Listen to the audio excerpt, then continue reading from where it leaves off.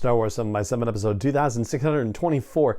So Hasbro had their Fan Pulse event yesterday, and it's something that happens every so often, and it doesn't always happen for every single brand. It's usually just kind of focused on one particular thing. In this case, it was focused on Star Wars, and as we've talked about on the show from time to time, when new products get released, there's usually something interesting in the product descriptions, and this time it actually made me want to consider something about Bo-Katan and the Mandalorian and what we have in store for us.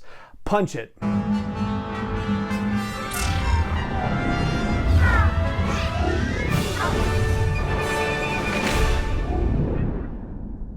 Hey Rebel Rouser, I'm Alan Voivod and this is Star Wars 7x7, your daily dose of Star Wars joy, and thank you so much for joining me for it. So I gotta admit, this one caught me a little off guard because in the September 1st episode of the show, I would have included this in the merchandise category, the fact that they were gonna have this Fan Pulse event, but I just didn't see it. It didn't cross my radar for whatever reason. So thankfully, it actually crossed my radar today, which is when I'm recording this, September 8th, but you're obviously hearing this September 9th or at some point thereafter. But yeah, it all worked out, and so I got to check out the results of the Fan Pulse reveals. Many of the things are, fascinating for collectors and whatnot, and that's great, but what we really focus on here in Star Wars is product descriptions, the things that the packaging says about particular, like action figures, for example. Like they'll give you little character thumbnails, and sometimes that actually tells us a little something about story, about plot, about character development, that sort of thing. And I'm a little bummed that I have not been able to find high enough resolution shots of the back of the box for Rey's lightsaber, because they're actually making Rey's lightsaber, the final one that she lights up at the end of The Rise of Skywalker, which is very cool.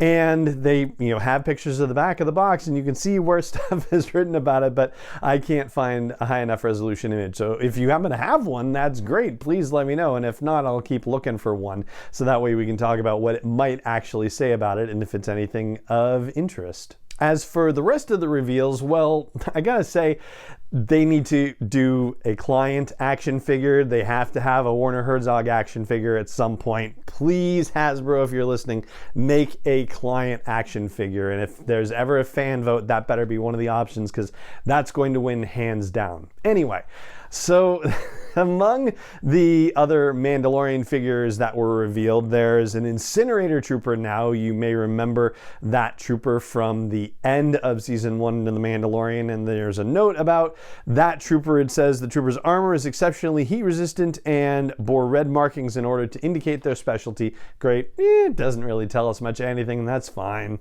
And they're doing a bunch of video game related figure releases too, including the Shock Scout Trooper from Jedi Fallen Order, which is kind of fun. And yeah, so great stuff there. But as part of me digging through the reveals and then going back and looking at descriptions of other action figures that have been released, a couple of them caught my eye related to The Mandalorian that I wanted to share with you. First of all, there's the Trapper Wolf action figure, which is, of course, Dave Filoni's own character, the X-Wing pilot that we meet in The Mandalorian a couple of times.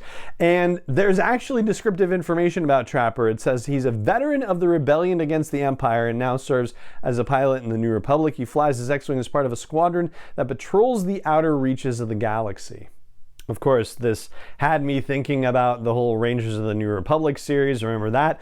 That one being somewhere in turnaround, and probably because of the whole Gina Carano business. But I don't necessarily think Trapper Wolf would be a regular on that show, though I think he probably would appear from time to time. I think Carson Teva, that character, would probably be more of an anchor, and hopefully that's actually what they're doing, that they're structuring the show more around Carson than anything else. Like, I think that would be fabulous. I meant to say fabulous. Yeah, I can talk. All right, and then there's also a Casca Reeves action figure, and there is an Axe Woves 1/6 Wow, apparently my tongue is going to be an issue today. There's an axe figure that's being created by Sideshow, but there's no information about the character just yet there. But the Casca Reeves figure from Hasbro, here's what we learn about Casca, that she's a master of hand-to-hand combat, loyal to Bo-Katan, and a member of the band of Clan Kree's Mandalorians striking back at the Imperial Remnant. But it's the Bo-Katan stuff that's really intriguing, and there are actually a couple of different Bo-Katan product description things, and it seems like it depends on where in the whole chronological timeline you encounter her. So, for example, the pre-Mandalorian Bo-Katan description seems to be this one. A gifted warrior, Bo-Katan Kryze is a legendary Mandalorian. She refused to align with the Empire's occupation of Mandalore. So that sounds more, in fact, like a Star Wars Rebels level Bo-Katan. But here's where things get even more interesting. Another description of Bo-Katan's character based on a different action figure, a Mandalorian action figure, says, a gifted warrior and legendary Mandalorian, Bo-Katan Kryze is the last of her line. She leads a team of Clan Kree's Mandalorians striking back at the Imperial Remnant. Now, I had to go back and check and just confirm, but yes, in the episode The Heiress, which is chapter 11 of The Mandalorian, or season 2, episode 3 if you prefer, she does say in that episode that she is the last of her line. So that isn't necessarily new, but when I looked it up in Wikipedia, it was actually saying that she, quote, believes, unquote, that she's the last of her line.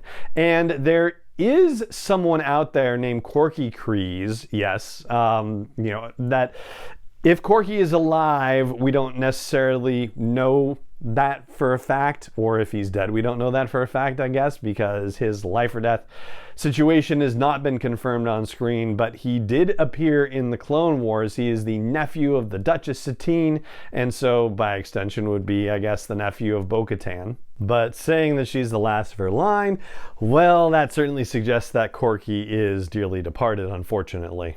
And this raises the stakes for Bo-Katan in The Mandalorian and what we might see in Season 3, because Clan Kryze is not just Clan Kryze. There is, we don't know for sure if it still exists, a House Kryze. And so just really quickly, Mandalorian society is organized into houses and clans which are underneath the houses and support the houses.